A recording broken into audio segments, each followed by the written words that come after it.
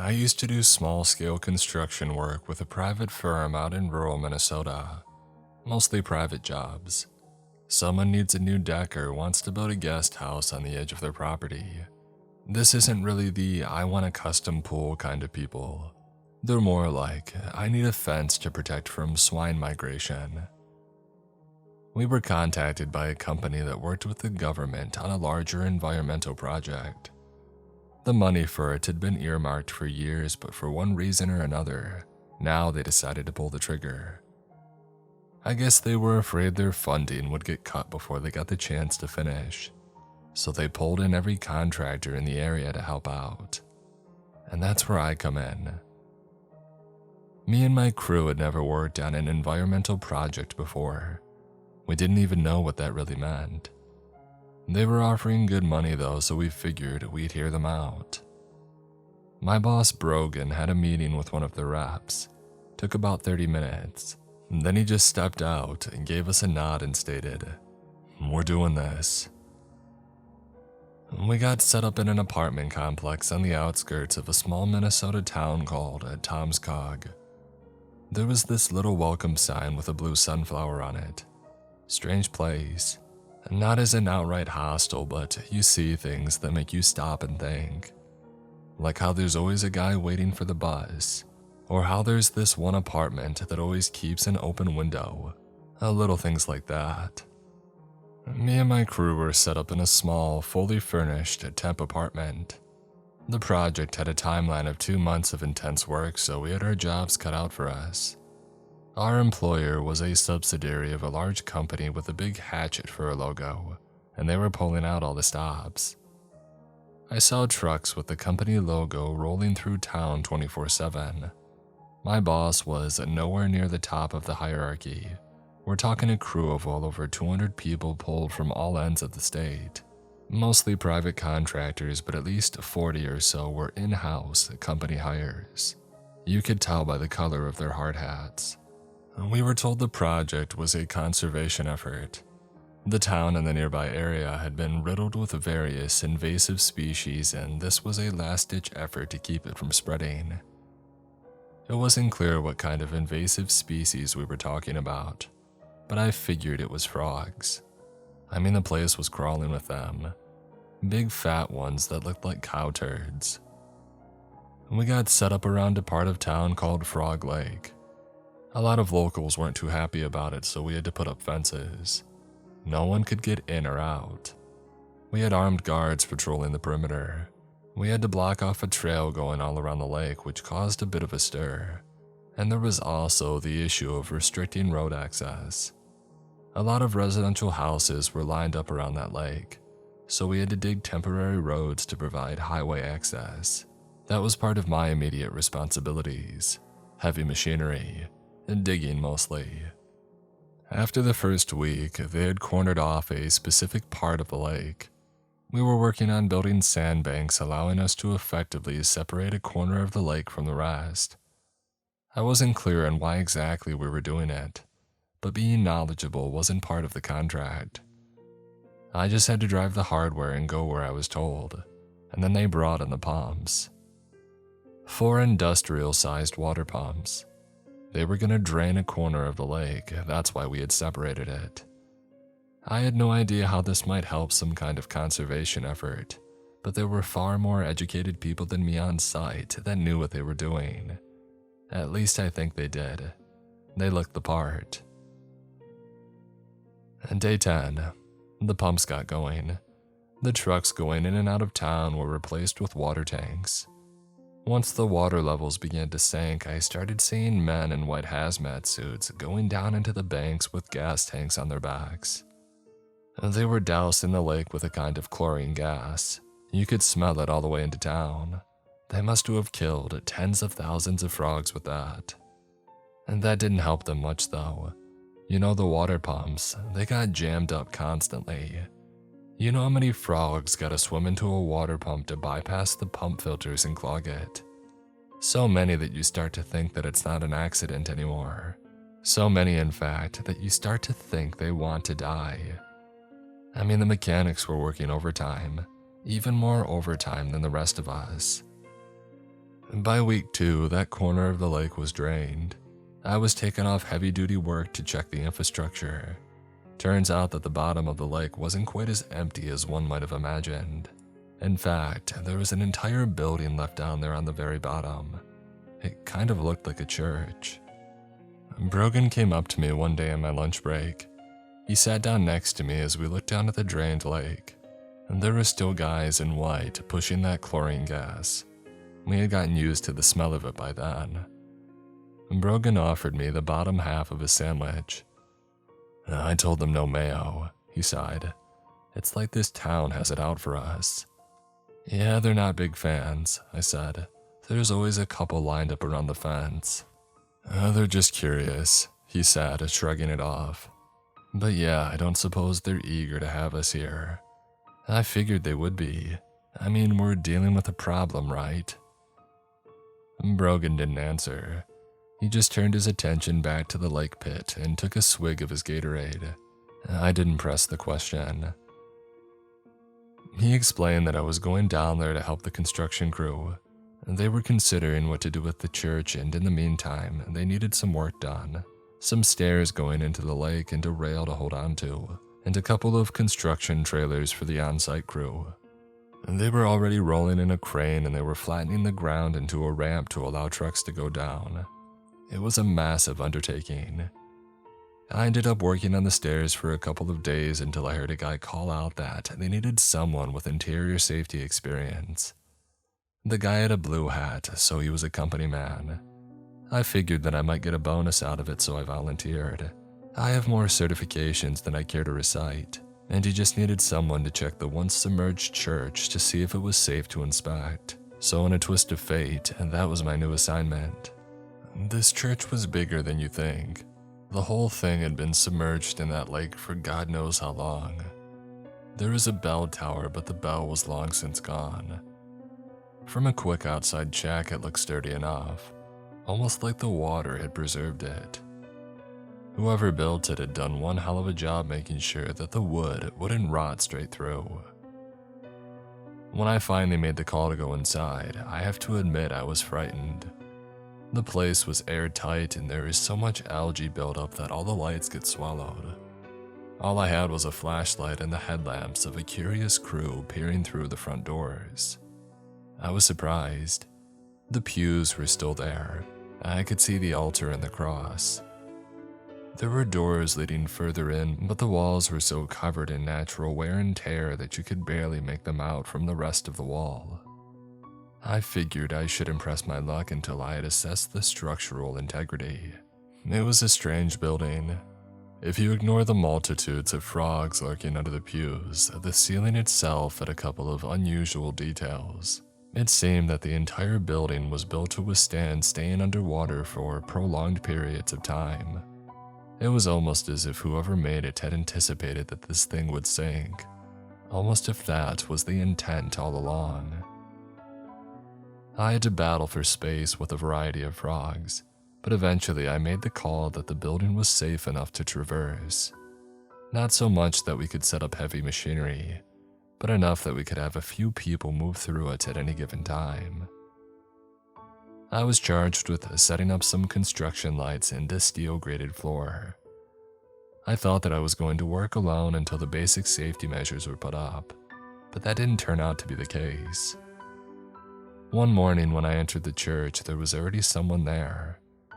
She was around my age and wore a white hard hat, signaling government official rather than company bigwig or private contractor. She wore bright clothes as a contrast to her darker skin, but had these almost unnaturally bright eyes. You could tell she was a bit of a big deal though. She wasn't covered in mud like the rest of us, and she had an iPad for her clipboard. But more than anything else, she had a smile that could burn straight through the stone. The first time she looked at me, it felt like staring into the sun. "Hi there," she said. "I'm Eva." "Hey there," I said, introducing myself. "Can I help you?" "I'm here to assess your work. You know what it's like. 1 man digs, 3 foremen check the shovel for damages, 2 more sketch up insurance claims." "Don't I know it?" So you're babysitting then? For now, just pretend like I'm not here. Easier said than done. I hadn't expected it to come off as flirty, but it did. She didn't seem to mind though, tucking a strand of hair behind her ear without breaking eye contact. A man could fall in love with less. Eva helped me a little when she was around, mostly with setting up the graded floor. Without it, it felt like walking on black ice. One step wrong would send you to the ER with a displaced shoulder. As we worked, we would make small talk about a little bit of everything. Previous jobs we had, crazy client stories, the usual shtick. She seemed to be more of a desk jockey, not having all too many stories of her own. She enjoyed listening to mine though.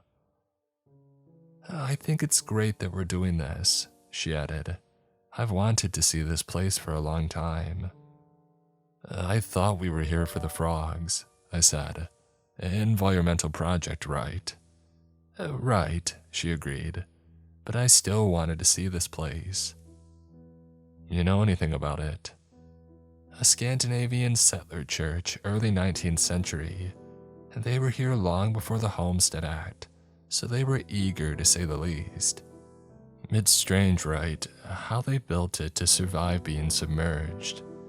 Many coastal communities prepared for flash flooding. They took that with them when they moved inland. I gave her a curious look as she rolled her eyes. So I like history, sue me. I don't think that's a criminal offense, maybe civil. She snorted and shook her head. As we secured more of the church over a couple of days, I started seeing less of Eva. I figured as she had tons of people to keep in check and had used her time with me as a sort of break.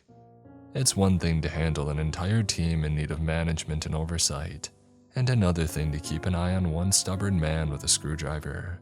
Still, I had begun to look forward to seeing her there. If I'm being honest, it was the best part of my day. I had done some more work reinforcing a couple of frames around the windows. I got word that they were going to take them out entirely, just plop them out of the frame. Brogan wasn't saying it outright, but it seemed they were either going to demolish the whole building or dismantle it to a point where it'd be unrecognizable. It was a bit sad. This thing had been standing for well over 100 years, and now it was going to go down without an explanation. I couldn't imagine this was all because of the frogs. I mean, hell, most of them were dead.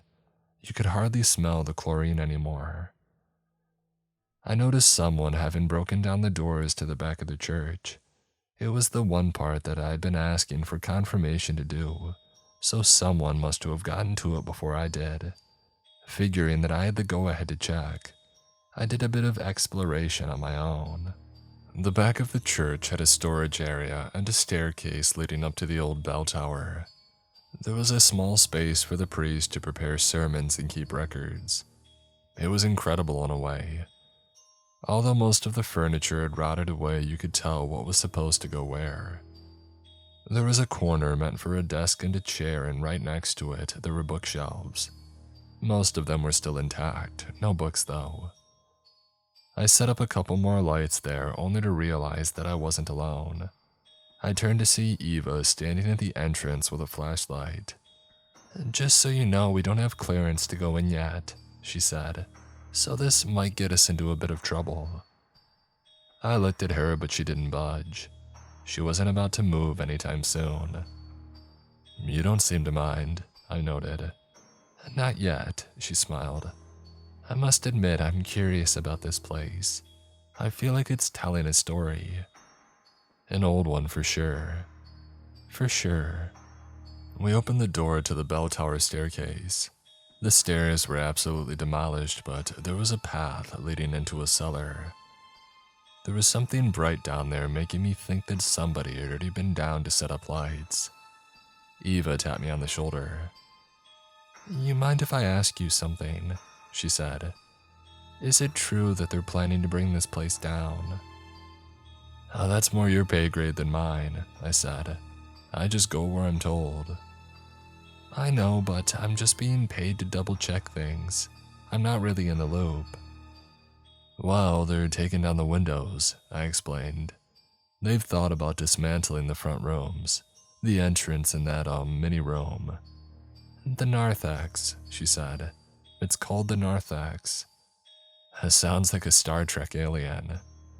She snorted again, almost choking on her spit. After our talk, I did some digging. I talked to my boss and a couple of the heavy machinery guys, and they all had the impression that the church was about to go down. It was just going to take a lot of work and the ground wasn't prepared for it yet. They couldn't risk the place being flooded while housing multi-million-dollar industrial equipment. I questioned the need to destroy an old church in a preservation effort for an environmental project, but by now it was a sort of known secret that we were doing something else entirely. I was just there to do a job and all of it seemed to be perfectly legal, but it still didn't feel right. It's like having your tooth pulled. No matter how gentle the dentist, it's still uncomfortable. The next time I met Eva, she had put on these thick white gloves and sorted through old wooden debris. I told her about the plans that I had heard and how none of them seemed all that reliable. The only people who knew for sure were the higher-ups. I didn't really have a timeline or an action plan, but they were indeed bringing trucks down to do some heavy lifting. You didn't do that for nothing. As I finished explaining, she walked up to me. "Thank you," she said. "I appreciate the effort." She leaned in and gave me a kiss on the cheek. I was so surprised. I turned to her, not knowing what to say. But as I did, I got another kiss, this time on the lips. I think it was accidental, but she didn't seem to mind. She hurried off before I could get another one. She had this violet-scented perfume that lingered on me after she had left, making my lips tingle. Or maybe that was my heart. Impossible to tell. Going home that night, something didn't feel right. My stomach kept churning like my intestines were constantly moving. I kept burping as if somebody had carbonated my insides. I could hear a rasping noise every time I exhaled. At first, I thought it was a fungal infection. You can get those around old buildings. I didn't get much sleep. I kept rushing to the bathroom, coughing up this salty black sludge that lingered at the back of my throat. I shone a light in my mouth through the bathroom mirror and I could see these little dark spots on my tonsils. Even just standing there tilting my head back, I could feel pressure on my throat, like my blood was thicker. A sort of growing pain. It's hard to explain. I knew that I had messed up when I heard frogs croak outside. The sun was already rising and I was feeling better, but I was gonna have to take a sick day. You don't do well on a construction site with less than 2 hours of sleep. When I returned to the dig a day later, they had already begun taking out the windows. It seemed they had abandoned the idea of picking them out of the frame and just gone straight to breaking them. There was a man with a steel pipe standing on a ladder, smashing panel after panel. I could hear the glass as it clattered to the ground inside, crashing against the grated steel floor. "Feeling better?" Brogan asked. I hadn't noticed him approaching, so maybe I wasn't all there yet, but I still gave him a thumbs up. "Good," he continued, "and don't need more people getting sick." "There are others." "You kidding me?" he chuckled. "I got 2 drivers with a fever and one who's not answering his phone." "You need me to chip in?" "Nah, I need you working the interior. Bring out the pews, all the loose junk. Gotta clear it for the dozer." I spent most of the day waiting by the stairs watching a couple of frogs struggle to get out of the mud. Weeks of chemical spraying and there was still frogs around. Maybe there really was an invasive species problem. When they called for a break, I went ahead and headed down. It was strange seeing the place in the light of day. Usually all sunlight got stuck in the algae-covered windows. I brought a crowbar and got cracking on one of the back pews. I only managed to get one solid push in before there was a tap on my shoulder. "Eva." I had been so focused on my work that I hadn't seen her come in. I could still smell that violet perfume on her. "I want to show you something," she said, lowering her voice. "You gotta see this." Now, I'm not one to slack on the job, but we were ahead of schedule and Eva was, well, Eva. I couldn't help but listen to her. She went for the basement, leading the way with a shoulder light. I was a bit hesitant about going downstairs and not wanting to slip and tumble down. I'd bowl over her like a pin and then I would have some explaining to do. It turned out fine though, the stairs were solid stone. There was something bright down there, but there were no lamps. It was an ambient light coming from somewhere further in. I wasn't sure about the whole thing, but Eva urged me on. She didn't hesitate for a moment. "I checked it out the other day," she said. "You weren't around, so I figured I'd keep busy." "Oh, you miss me?" I asked, half jokingly. "Oh, I think I did, a little." We came to the bottom of the stairs. It must have been a sort of storage cellar at one point, but most of it had eroded. I could barely make out anything in the debris. It smelled like dry seaweed and mud, and something else, something flowery. "Watch your step," she said. "It's right up ahead." There was a fissure.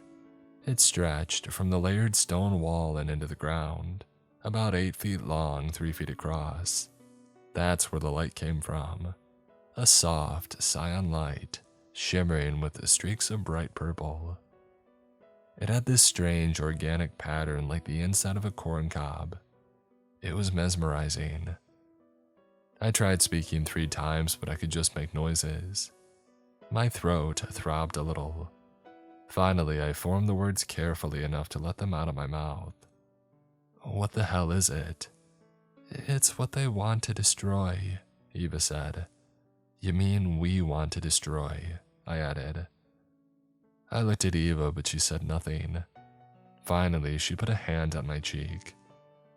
"No," she insisted. "They, not we." She leaned in to kiss me. This time it was no accident, not even close. And as much as I loved her soft touch, something felt wrong. A tickle on my lips, like kissing a nettle. "You're not one of us," I whispered. "Are you?" "I'm not." "Are you from town? Did you make it over the fence?" "I'm not from town." There was no more room for more questions. Just soft touches, kisses, and rationalizing. It's amazing how many things you're ready to tell yourself at the sight of a pretty face. Over the next few days, it all sort of turned into a sort of routine. I would go to work, do my job at the church, and meet up with Eva during the slow hours. We would hide away in the cellar and just spend time together, sometimes cuddling, sometimes talking. She told me about her overprotective father and how he always kept an eye on her. She told me about a cousin of hers who owned a vineyard in France. Little bits and pieces of a life that seemed long and arduous, very different from her otherwise soft demeanor. I'd have a bite to eat and go back to my company-assigned temp apartment, and there I would either crash instantly or stay up unable to sleep. Sometimes I'd be sick. Sometimes I would have my head swimming with pictures or thoughts. It's not like insomnia, it was more like I forgot to be tired. I would end up being bored more than anything. And every time it happened, I wished Eva could be there. Everything felt better with her around. But then one day they went ahead with the demolition. I wasn't informed. I just got to the site and it was underway. They had been working on a ramp for a long time, and now that they had it, they had brought down a bulldozer and started working through the vestibule and the narthex. Despite standing for over 100 years, the building was going down. There was no stopping it. I could feel my pulse rise as I realized that they had no idea that Eva might be down there. There was a crowd standing at the bank of the lake, but I couldn't see Brogan anywhere. I didn't know what got into me, but I pushed through the crowd and grabbed the first important-looking company man that I could find. "You gotta stop," I said. "There's someone in the basement." "What?" "The basement. There's somebody down there." "What basement?" "The basement under the church, the cellar is." Before I could continue, the bulldozer plowed on, and as it did, I could hear an eerie sound. Something gave way as the floor cracked. The settlers had planned for a lot, but they hadn't planned for a multi-ton steel machine to roll over their floors. In a matter of seconds, the bulldozer broke through and tipped forward, leaving only the back of it sticking out of the ground. The crowd gasped as men with colorful helmets hurried to help. They managed to get the driver out, but the floor had collapsed. It was a mess. Most of the front of the church was gone, and the bulldozer had gone too far too quickly. The walls were still sturdy, but they were going to come down soon enough. They would have to find a way to get the bulldozer out and go at it from another angle. And all the while, my heart kept pounding away, thinking about Eva being down there. She could be dead, crushed. I tried to get through, but it was chaos. EMTs were on site to check out the driver and people were being dispersed. They were calling full stop on all heavy-duty work in the lake for now as they reassessed the situation. I waited for an opportunity to slip by. I skipped dinner, just standing there waiting. It wasn't until later in the evening when I finally saw an opening. We had armed guards patrolling the area, but they were usually busier with looking for outside threats, especially during early rotation. As soon as they had started to fan out, I slipped down to the church right by the bulldozer and down the stairs. "Eva," I called out. "Eva, are you in here?" It didn't take long for me to spot her. Looking past the collapsed floor and bulldozer, she was sitting further in right next to the fissure, letting her feet dangle into it. The light danced on her face, sending ripples across her skin. She didn't seem to notice that I was even there. "We gotta go. You can't stay here. They're bringing it down, all of it." "I have nowhere else to go," she said. She didn't look up. I noticed she was leaning a little too far ahead. Was she about to jump? "You can come with me. Come on." I offered her a hand and she took it, looking up at me.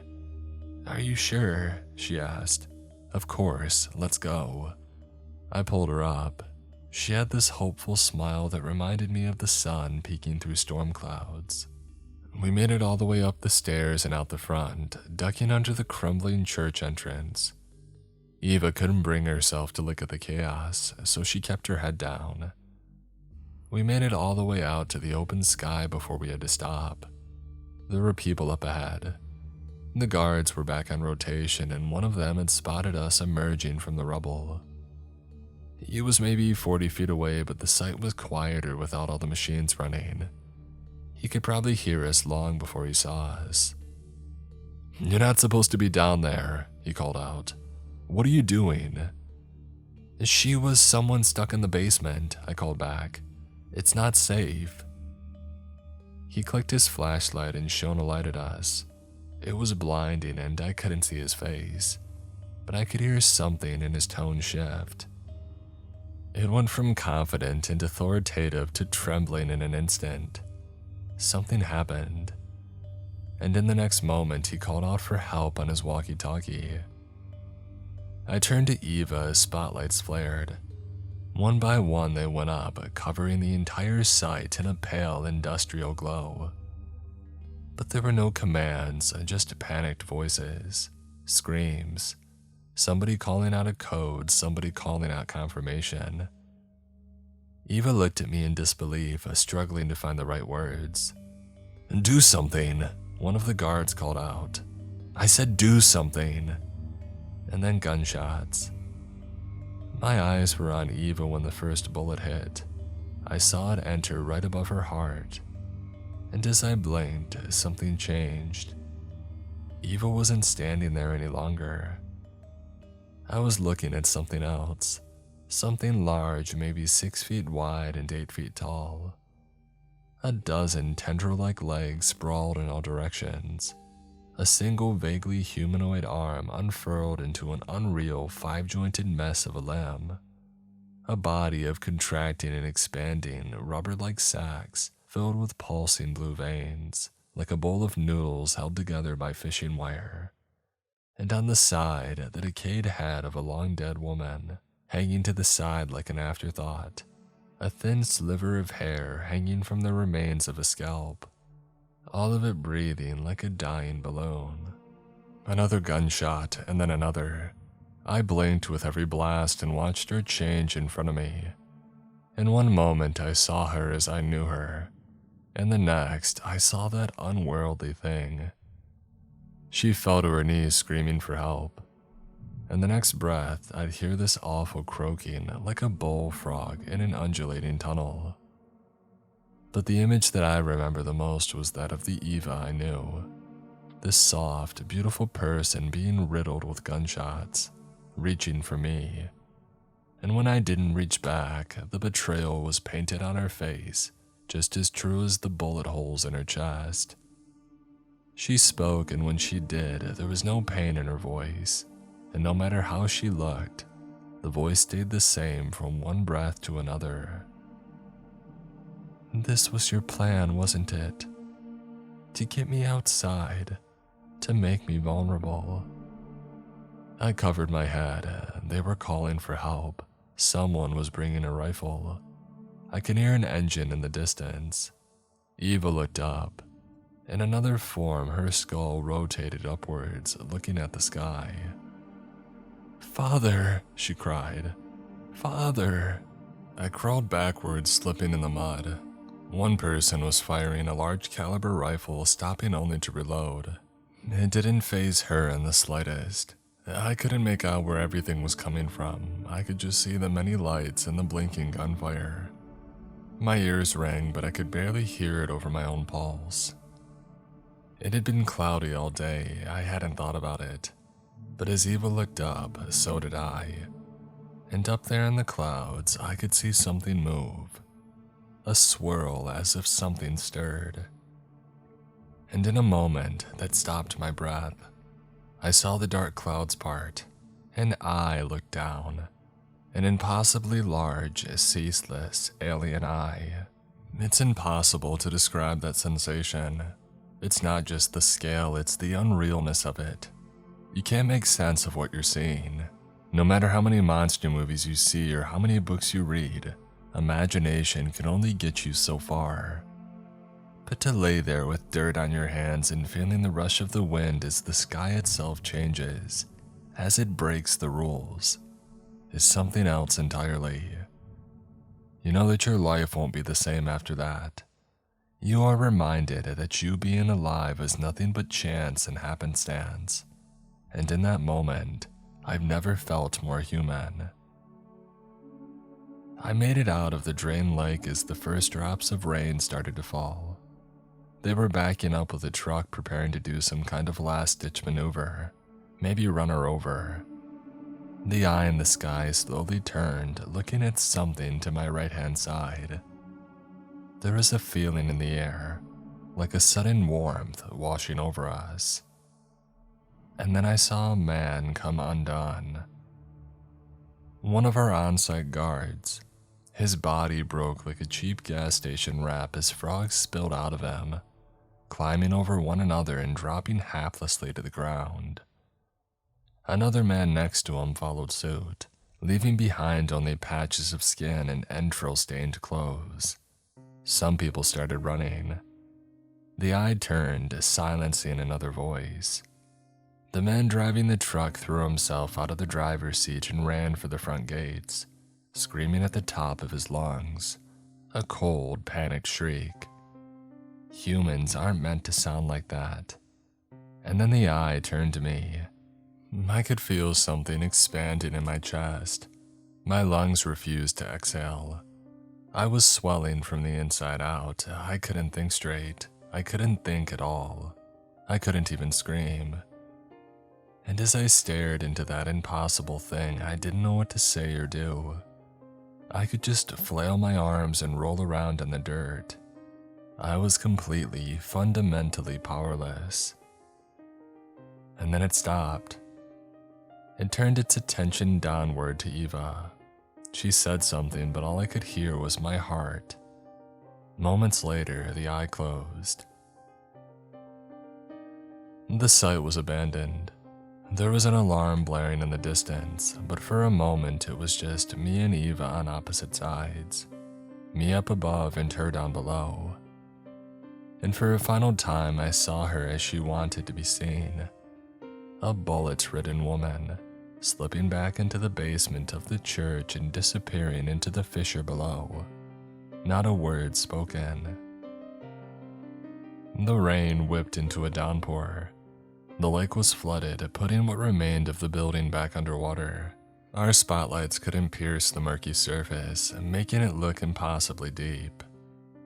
I sat there watching the hundreds and maybe thousands of frogs diving back into the waters and retreating into the dark below.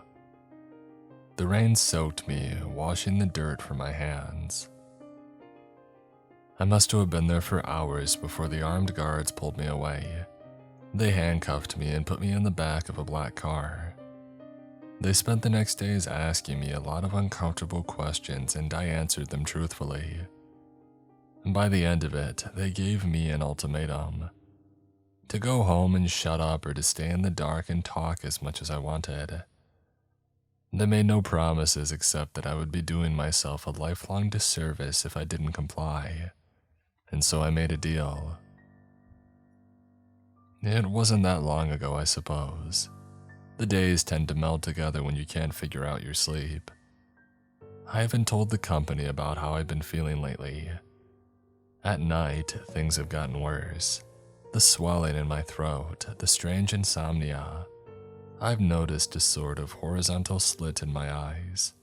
I get this blind spot that I can't explain, like my eyes are drifting to the side of my head. And sometimes I wake at night hearing frogs croaking, but it's not coming from outside.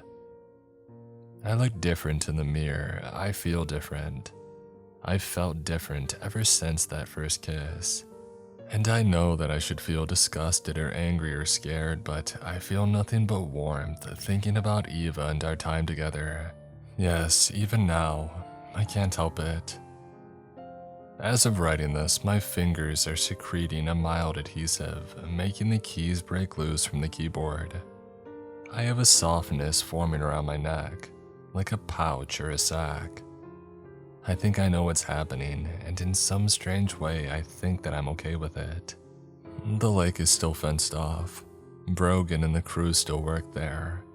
From what I understand, they're exploring different options, but they're still hell-bent on breaking that building and taking control of the site. I'm not entirely sure why, but it seems to be a priority worth dying for. There are still trucks running through that little town. I've been moved far away. I get a small check in the mail every week, and as long as I keep quiet, I suspect that I'll get more. But I'm afraid that I'm at a point where I can't show myself in public anymore. I can't recognize myself in the mirror. I can barely understand my own voice. And to this day, there's a part of me that wants to go back. I want to dive into the deep waters, to kick my legs out and just indulge. I want to see Eva for who she is. I want to hold her and be held. And then, only then, will everything be okay. Everything.